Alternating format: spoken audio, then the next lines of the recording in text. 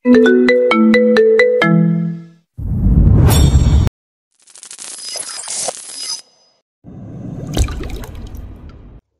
Me, এই মেয়েটা এখানে কিসের জন্য আসছিল বলতে পারবেন? আপনাকে কেন বলবো? প্লিজ দয়া করে বলুন। কারো ইনফরমেশন তো আর এভাবে দেওয়া যায় না। সে বুঝতে পারে নার্সের টাকা চাই। 100 টাকার দুটো নোট নার্সের হাতে তুলে দেয় সে। নার্স বলল, মেয়েটির দাঁতের গোড়ালিতে ইনফেকশন ছিল, তার জন্যই আসতো মেয়েটি। মেয়েটির ঠিকানা কিংবা ফোন নাম্বার? নার্স তার হাত চুলকাতে লাগলো। সে বুঝতে পারে লোভী নার্স। তাকে আরো 200 টাকা দেয় সে। নার্স তার সামনে থেকে চলে যায়। কিছুক্ষণ পর একটা কাগজ নিয়ে এসে তার হাতে গুজে দেয়। এতে মেয়েটির সম্পূর্ণ ডিটেলস দেওয়া। এসব হাতে পেয়েও তার চেহারায় মসৃণ ভাবটা থেকে যায়। চুপচাপ সহ্য করতেও পারছে না সে। তখন সন্ধ্যা প্রায়। সকালে রাসেলের হাতে মার খেয়ে হাসপাতালে আসেন যখন। এখন অন্ধকার। বাসায় ফোন করে জানালো সে, বাবা, আমার আসতে অনেকটা দেরি হবে। চিন্তা করার কিছু নেই। বাবা তার জন্য চিন্তা করে না, চিন্তা হয় পুরাতন রাফুকে নিয়ে। সে অনেকটা ভয়াবহ। সে ফিরলেই রাফসানের মৃত্যু হবে। রাফসান মেয়েটির বাড়িতে পৌঁছায়। এক বৃদ্ধ মা বাবা, একটি ছোট বোন আর মেয়েটি চুপচাপ বসে আছে ঘরের খাটে। মধ্যবিত্ত পরিবারের মেয়ে হলেও অনেকটা সচ্ছল তারা। বাবার সরকারি চাকরি আছে। লোক সমাজের মুখ চেয়ে মেয়েটির পরিবার সবকিছু দামিয়ে রেখেছে। তার সহ্য হয়নি এসব। চাচার বাসায় ফিরে আসে সে, নিজের বাসায় যায়নি। তার মাথায় গালে ব্যান্ডেজ দেখে চাচা চাচি ঘিরে ধরে তাকে। বলতে লাগে, কি হয়েছে তোর বাবা? তেমন কিছু না চাচি, সামান্য অ্যাক্সিডেন্ট। দেখে শুনে চলতে পারিস না তুই? রাখো তো সব, ক্ষুধা লাগছে খুব, খাবার দাও, কাজে যাব। এই রাতে অন্ধকারে তোর কি কাজ? অন্ধকারই তো আমার কাজ চাচিমা। চাচি চুপ হয়ে যায়। রাফুর রাতের কি কাজ তা নিশ্চয়ই বুঝতে পারে তারা, তাই কথা বলে না আর। প্লেটে ভাত তুলে দিয়ে বলল, তুই যে মেয়েটাকে বাসায় রেখে গেলি, সে মেয়েটা তো সারাদিন রুমের মধ্যেই বসে আছে। কি বলো চাচিমা? খাওয়া দাওয়া করেনি এখনো সে? দুপুরে মিমি খাবার দিয়ে আসছিল, তারপর আর যাওয়া হয়নি। তবে মিমি তার সাথেই ছিল। আচ্ছা, আমি দেখছি। প্লেটের খাবার সেরকম রেখেই উঠে যায় সে। মিম বসে আছে রুমে, মিমও তার পাশে। মিমি খাবার খেতে ডাকছে মা। যাচ্ছি বাবা, যাচ্ছি। আমি তো মিমাপুর জন্য বসেছিলাম। তোকে বসতে হবে না, যা তুই। তুই সামলা। তুই যাবি এখান থেকে? যাচ্ছি যাচ্ছি। মিমি উঠে রুমের বাইরে চলে যায়। মিম বলে, তোমার বোনের নাম আর আমার নাম কেন অদ্ভুতভাবে মিলে যাচ্ছে, তাই না? হ্যাঁ, যাচ্ছে। তবে আজকে থেকে তোমাকে মেঘ বলেই ডাকবো। চাচা চাচিকেও তাই বলেই ডাকতে বলবো। আচ্ছা। এখন খেতে চলো। আমি খাবো না। কেন? ইচ্ছে নেই। আচ্ছা। বলেই রাফসান উঠে দাঁড়ায়। পিছনের দিকে পা বাড়াতে মেঘ বলে উঠল, এতটুকুই শেষ? জোর করবে না?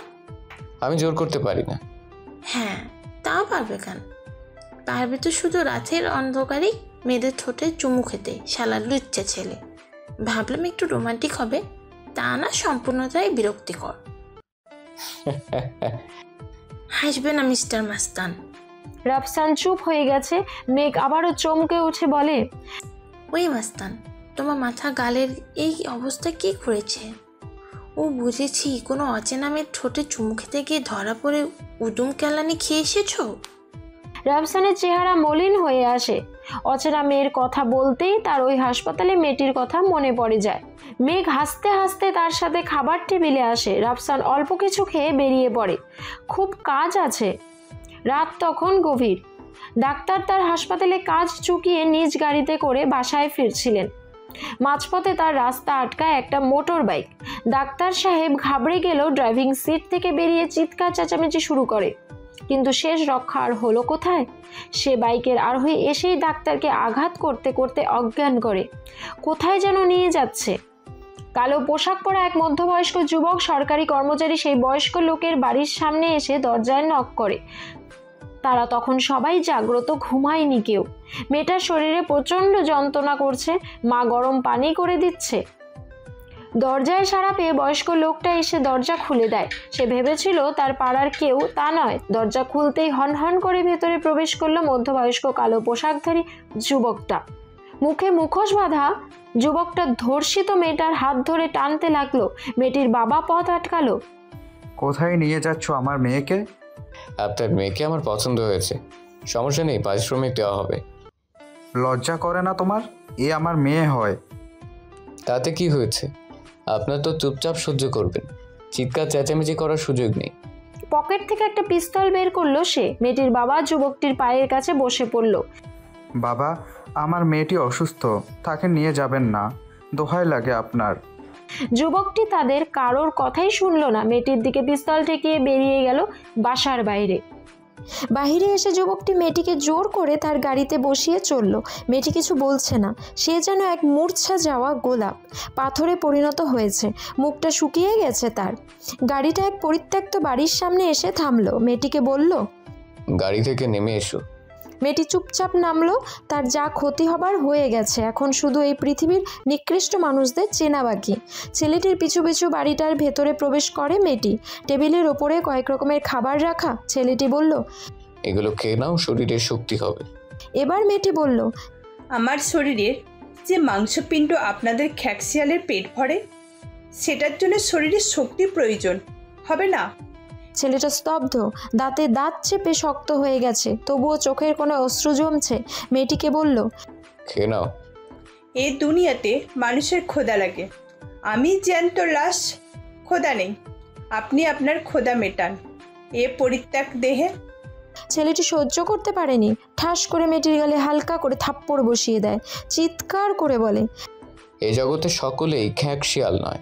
কেউ কেউ নারী জাতিকে সম্মান দিতে নারী মানেই নগ্ন দেহের লালসা, তা তারা বোঝে না। নারী, মা, বোন, স্ত্রী, সন্তান, তাদের আলাদা আলাদা সম্মান দেওয়ার মতো পুরুষও আছে এ জগতে। তুমি নিশ্চিন্তে খেয়ে নাও। মনে করো তোমার ভাই বলছি, যার নাম রাফু। রাফু হতে পারে। মেয়েটি আবার বিস্ময় চোখে তাকায় তার দিকে, কাপা কণ্ঠে বলে, আপনি সেই রাফু? হ্যাঁ, অন্ধকার জগতের মৃত্যু ছায়া। আমার দর্শন যে পেয়েছে সে দিনের আলো কখনো দেখেনি। তাহলে আমাকে মেরে ফেলুন। ভাই কখনো বোনকে মারে না। তুমি খাওয়া করো, আমি পাশের রুমে যাচ্ছি। মেয়েটি খাবার টেবিলে বসে, পানি দিয়ে শুরু করে খাওয়া। কয়েক মিনিট খাওয়ার পর একটু ঢেকুর তুলতেই পাশের রুমে চিৎকার শুনতে পায় সে তড়িঘড়ি করে পাশের রুমে এসে দেখে সেই ডাক্তার, যার দেহ ক্ষুধায় মূর্ছা গেছে মেয়েটি। চেয়ারের সাথে হাত পা বাঁধা, ডাক্তারের সামনে টেবিলে রাখা আছে ধারালো অস্ত্র, মেশিন, সুই, আরও দেশি বিদেশি অস্ত্র। মেয়েটি আস্তে আস্তে তার সামনে এসে দাঁড়ায়। রাফু বলে, একে ওর উচিত শিক্ষা দাও তুমি নিজ হাতে। মেয়েটির হাত থরথর করে কাঁপছে। রাফু ডাক্তারের মাথাটা শক্ত করে ধরে যেন নড়তে না পারে। মেয়েটি টেবিলের ওপর থেকে মেশিন, সুই তুলে নেয় হাতে। এক এক করে দু চোখে 7টি সুই গেঁথে দেয়। ডাক্তার চিৎকার করে। মেয়েটি আত্মতৃপ্তির চোখে তাকায়, হো হো করে হেসে দেয়। চোখ বেয়ে ঝর্ণার মতো রক্ত গড়িয়ে পড়ছে। ধারালো অস্ত্র দিয়ে তার ঠোঁট কেটে নেয় সে। এখন সে চিৎকার করতে পারছে না, গড়গড় শব্দ হচ্ছে শুধু। নিজের কান দুটো খাড়া করে নেয়। মেয়েটি আনন্দ পাচ্ছে। ডাক্তার দামি প্যান্ট, ধারালো অস্ত্রের আঘাত দুভাগে ভাগ হয়েছে। মুচড়ে যাওয়া শিরায় আবৃত লিঙ্গটা কেটে তার মুখে গুজে দেয়। বড় বড় নিঃশ্বাস ফেলে মেয়েটি। রক্তে ভেজা হাত দুটো তুলে চোখের সামনে ধরে। হো হো করে হাসছে মেয়েটি। সামনে বাঁধা মানুষরূপী শিয়ালটি। মেয়েটিকে নিয়ে রাফু সেখান থেকে বেরিয়ে আসে। তার লোকজন লাশটি মাঝ রাস্তায় ফেলে যায়। বড় বড় করে লিখে যায়, আমার বেঁচে থাকার অধিকার নেই, একজন প্রতিবাদীর হাতে মৃত্যু হয়েছে। নিচে ছোট্ট করে লেখা রাফু। মেয়েটিকে রাফুর একটি পরিচিত হাসপাতাল থেকে ওষুধ নিয়ে তার নিজ বাড়িতে পৌঁছে দেয়। মেয়েটির বাবার মুখে হাসি নেই। সে জানে না তার মেয়ের সাথে কি হয়েছে। তবে মেয়েটির সন্তুষ্টির হাসি হেসে রাফুকে ধন্যবাদ দিয়ে বিদায় দেয়। কিন্তু রাফুর চেহারা তাদের অদেখা রয়ে যায়। সকাল সকাল রাসেলের ফোনে ঘুম ভাঙে বস এক্সের। বস, আপনার বাবার খুন করা হয়েছে। মাঝ রাস্তায় তার লাশ ফেলে রেখেছে দুর্বৃত্ত কেউ। তবে নিচে নাম লিখেছে অন্ধকারের বাদশা রাফুর, ব্ল্যাক ড্রাগন মাফিয়া কিংয়ের। বস এক্স হঠাৎ করে চমকে ওঠে নিজের বাবার মৃত্যু সংবাদ শুনে। যতটা শোকাহত হয় তার চেয়ে বেশি অবাক হয় রাফু নামটা শুনে। তার বান্ধবী নীলিমার মৃত্যুর পরেই রাফুর আর কোনো খোঁজ নেই। ডেভিডের সহযোগিতার অন্ধকার জগতে পা রাখে বস এক্স। তার মানে হঠাৎ করেই রাফুর আতঙ্ক জেগে ওঠে। ফোন রেখে দিয়ে গোপনে বাবার লাশের সামনে এসে দাঁড়ায়। হাউমাউ করে কাঁদতে চেয়েও পারে না সেটা। মনে মনে প্রতিজ্ঞা করে, রাফুর এ বদলা আমি নিব, তার রক্তের প্রতিশোধ রক্ত দিয়েই নিব। কয়েকজন মানুষ আসে, চার কাঁধে করে লাশটাকে নিয়ে যায়, রেখে যায় প্রতিহিংসার আগুন। রাফসানের ঘুম ভাঙে নিধির ফোনে। ঘুম ঘুম কণ্ঠে বলল সে, এই যে জনাব, আর কত ঘুমাবেন? অফিসে আসতে হবে না? না, ওদিকটা তুমি দেখে নাও। তোমাকে অফিসে আসতে বলছি, আসবে। আর আজ জরুরি মিটিং আছে, আসতেই হবে তোমার। মিটিং কখন? দুপুর 1টা বাজে। তাহলে আর কিছুক্ষণ ঘুমিয়ে আসতেছি, বাকিটা তুমি সামলে নাও। এতটা আলসে হলে কিভাবে ব্যবসা চালাবে তুমি? আমার চালাতে হবে না, তুমি দেখে শুনে রেখো। বলেই ফোনটা রেখে দেয় সে। গভীর ঘুমে আবারও হারিয়ে যায়। তবে সেটা বেশিক্ষণের নয়। বিছানা ছেড়ে উঠে ফ্রেশ হয়ে রওনা হয় অফিসে। অফিসের সামনে আসতেই মেঘের ফোন আসে। হ্যালো। হ্যাঁ, কেমন আছো? জি ভালো, আপনি কেমন আছেন? এই তো অফিসের বসগিরি করতে আসলাম। বাসায় বসে থাকতে একদমই ভালো লাগছে না। মেমিকে নিয়ে ঘুরে আসো বাহির থেকে। না না, যদি আবার হামলা হয় আমার উপর, তার চেয়ে আপনি আসেন। এখন পারবো না, বিকালে। আচ্ছা, অপেক্ষায় থাকবো। রাফসান ফোন রেখে অফিসে প্রবেশ করে। কালো চশমা চোখে হালকা করে চোখের নিচে নামিয়ে তাকিয়েছে অফিস কর্মী রুবির ছোট্ট স্কার্টের দিকে। নিধি তাকিয়ে আছে রাফসানের দিকে। অগ্নিমূর্তির মতো জ্বলছে সে। চিৎকার করে বলছে সে, এই রুবি, আমার রুমে আসো। রাফসান বলল, রুবি তুমি বসো, আমি দেখছি। Okay sir. রাফসান বুঝতে পারে নিধির এসব অপছন্দ, তারপরও সে এসব করে বেড়ায়। নিধিকে বিয়ের মতো ঘুরে গেছে তার। মেঘকে দেখে এখন তার প্রতি অ্যাট্রাকশন হয়েছে। নিধিকে সরাসরি বারণ করতে পারছে না সে, কারণ বাবার বন্ধুর মেয়ে সে, তার ওপর বিজনেস পার্টনার।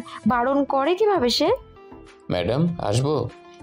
না না, আসতে হবে না, বাইরে দাঁড়িয়ে থাকুন। আচ্ছা, তাহলে চলে গেলাম। মিস্টার রোম্যান্টিক মাস্তান, শুনুন। কি বললে? কেন, শুনতে পাননি? শুনেছি। এদিকে আসুন। হ্যাঁ, আসছি। আপনার অফিসে আসার সময় ছিল কখন? আমার অফিস আমি যখন খুশি তখন আসবো। জি না, আপনার মন মতো কাজ করলে তো হবে না, কৈফিয়ত দিতে হবে আপনার। আমি কৈফিয়ত দিব না কারোর কাছে, আমার অফিস। নিধি কথা বাড়ালো না, চুপ করে ফাইল চেক করছে। রাফসান পুনরায় বলল, মিটিং কতক্ষণ হবে? 1টা থেকে 3:30 পর্যন্ত। আচ্ছা, মিটিং শেষে আমি বাইরে বের হব। কোথায় যাবেন? ঘুরতে বের হব। আমিও বের হব, তাহলে আপনার সাথে। আমার সাথে আমার বান্ধবী থাকবে। কি বান্ধবী মানে? হ্যাঁ, বান্ধবী। আমি তোমার ভবিষ্যৎ স্ত্রী, সেটা ভুলে গেছো? ভবিষ্যৎ? বর্তমান নয় নিধি, তবে সমস্যা নেই, যেতে পারবে আমার সাথে। নিধির মন খারাপ হয়ে আসছে। রাফসানকে অন্যরকম মনে হচ্ছে, তার মধ্যে অন্য কেউ চলে এসেছে, এ ভয়টাই সে পাচ্ছিল। মিটিংয়ে অংশগ্রহণ করে দুজনেই, তবে রাফসান অন্যমনস্ক ছিল সম্পূর্ণ মিটিংয়ে। নিধির এ নিয়ে মহা অভিযোগ, কিন্তু রাফসান শুনতেই চায় না সে কথা। রাফসান বের হবে অফিস থেকে। নিধি তার আগে গাড়িতে এসে অপেক্ষা করছে। সে এসে গাড়ির দরজা খুলতেই নিধিকে দেখে। বিরক্তিকর হাসি হেসে চলল তারা। গাড়িটা রাফসানের চাচার বাসার সামনে থামতেই নিধি বলল, এটা তো তোমার চাচার বাসা, তাহলে এখানে আনলে কেন? বললাম না আমার এক বান্ধবী যাবে আমার সাথে, তাকে নিতে আসছি। মিমিকে নেবে বললেই হতো। মিমি নয়, অন্য কেউ। অন্য কেউটাকে? আসলেই দেখতে পাবে। নিধি চুপ হয়ে গেছে। মেঘ শাড়ি পরছে, কালো শাড়ি, লাল ব্লাউজের সাথে লাল চুড়ি। রাফসান হাঁ করে তাকিয়ে আছে। নিধির শরীর জ্বলে যাচ্ছে রাগে। যাও যাও, এভাবে তাকিয়ে না থেকে ঢুকে যাও তার মধ্যে। নিধির কথায় মন ঘুরল না তার। মেঘ এসে গাড়িতে বসে। রাফসান বলল, সুন্দর লাগছে তোমায়। ধন্যবাদ জনাব। কোথায় যাবেন, চলুন। রাফসান গাড়ি স্টার্ট করে চলতে শুরু করে। মেঘ নিধিকে দেখে বলল, হাই নিধি, তুমিও যাচ্ছ নাকি? সরি, আপনি কি আমাকে চিনেন? হ্যাঁ, চিনি তো আপনাকে, আপনার সব কিছু আমি জানি। তাহলে তো এটা নিশ্চয়ই জানো রাফসানের সাথে আমার বিয়ে ঠিক করা হয়ে আছে। হ্যাঁ, কথা ঠিক হয়ে আছে, হয়নি তো। তোমার সাহস কি করে হয় এই কথা বলার? দেখুন মিস নিধি, আজকাল বিয়ের পরেও তার সংসার টিকবে কিনা তা নিয়ে সন্দেহ থাকে মানুষের মনে। আর আপনি তো ওভার কনফিডেন্স নিয়ে বসে আছেন। এইটা আমার পার্সোনাল ম্যাটার, আপনার তাতে হস্তক্ষেপ না করলেও চলবে মিস। মেঘলা, সে যাই হোক, আমি চাই না আমাদের মাঝে তর্ক হোক। আমি তর্ক করিনি মিস। নিধি বুঝতে পারে মেঘ ইচ্ছে করে এগুলো বলছে যাতে করে তাদের মাঝে বিবাদের সৃষ্টি হোক। নিধি চুপ হয়ে যায়। একজন চুপ হলে অন্যজনকে এমনি চুপ হয়ে যেতে হয়। রাফসান দুজনের কথাই চুপ হয়ে শুনছে, তাদের কথার মাঝে ব্যাঘাত ঘটাচ্ছে না। গাড়িটা একটা সিনেমা হলের সামনে এসে থামে। বাহিরে বের হয় তিনজন। রাফসান টিকিট নিতে লাইনে দাঁড় হয়। নিধি মেঘকে নিয়ে সাইডে আসে। কিছু না বলেই মেঘের মুখ চেপে ধরে। নিধি বলল, কে তুই? কি তোর পরিচয়? আমি মেঘ। নিধি আরও জোরে চেপে ধরে মেঘকে বলে, তোর সাথে রাফসানের কি সম্পর্ক? রাফসান আমাকে ভালোবাসে, আমি জানি। তোর ভালোবাসার নিকুচি করি আমি। কত টাকা চাই তোর? আমার টাকার প্রয়োজন নেই। কি করলে তুই রাফসানের সামনে থেকে চলে যাবি? সে আমাকে চলে যেতে বললেই চলে যাব। নিধি মিমকে ছেড়ে দেয়, বড় বড় নিঃশ্বাস ফেলে বলে, দেখো মেয়ে, রাফসানের সাথে আমার বিয়ে ঠিক হয়ে আছে, আমাদের মাঝে দেহাল হতে এসো না। তুমিও মেয়ে, আমিও। তোমার সংসার বাঁধতে আনন্দ লাগে, আমার ভাঙতে। ওকে আমার ভালো লেগেছে, ওর সাথে সংসার করব। তোর সংসার বাঁধার স্বপ্ন ভেঙে। আচ্ছা, দেখা যাক। দুজন স্বাভাবিক হয়ে আবারও সিনেমা হলের সামনে এসে দাঁড়ায়। রাফসান টিকিট হাতে তাদের সামনে আসতেই কয়েকজন মুখোশধারী হাতে অস্ত্র নিয়ে মেঘের চারদিক ঘিরে ধরে। পিছনে রাফসান। তাদের সামনে আসবে নিধি, তাকে বাধা দেয়। মুখোশধারী একজন মেঘের হাতে ছুরির আঘাত করে। গড়গড় করে রক্তের স্রোত বয়ে যায় তার হাতে। রাফসান নিজেকে আর ধরে রাখতে পারে না। নিধিকে ঠেলে তাদের মাঝ বরাবর এসে মেঘকে শক্ত করে ধরে। মুখোশধারী একজন বলে উঠল, রাফু ভাই। তার কণ্ঠে রফু ডাকাতটা শুনে আঁতকে ওঠেছে। কালো মুখোশ এক হাত দিয়ে টেনে খুলে ফেলে সে। রাফসান চেয়ে দেখে নীরব ব্ল্যাক ড্রাগনের ক্যাডার। ছলছল চোখে রাফুর দিকে এগিয়ে আসে সে। বাকি মুখোশধারী নীরবের পিঠে পিস্তলের দুটো বুলেটের আঘাত করে। মুখ থুবড়ে পড়ে যায় সে রাফসানের কোলে। এক পাশে মেঘ, অন্য পাশে নীরব। তার মুখ থেকে রক্ত ঝরছে। কাপা কণ্ঠে বলল, বস, আপনারা চলে আসার পরে ব্ল্যাক ড্রাগন লাগামহীন ঘোড়ার মতো হয়ে গেছে। সেখানকার ক্যাডারদের কোনো ডিসিপ্লিন নেই, যে যার মতো করে কাজ করছে। আমিও ভাড়াটে হয়ে যাই। বস, আমাদের টাকা দেওয়া হয়েছিল এই ম্যাডামকে ভয় দেখানোর জন্য, শুধু তাকে আঘাত করার জন্য নয়। তবে বস, আমি আরও কিছু জানি। ডেভিড ভাইয়ের মেয়ে। কথা আটকে যায় তার। চোখগুলো ঘোলাটে হয়ে নিঃশ্বাসটা বন্ধ হয়ে যায়। রাফসান বাকরুদ্ধ। মেঘ জ্ঞান হারায়।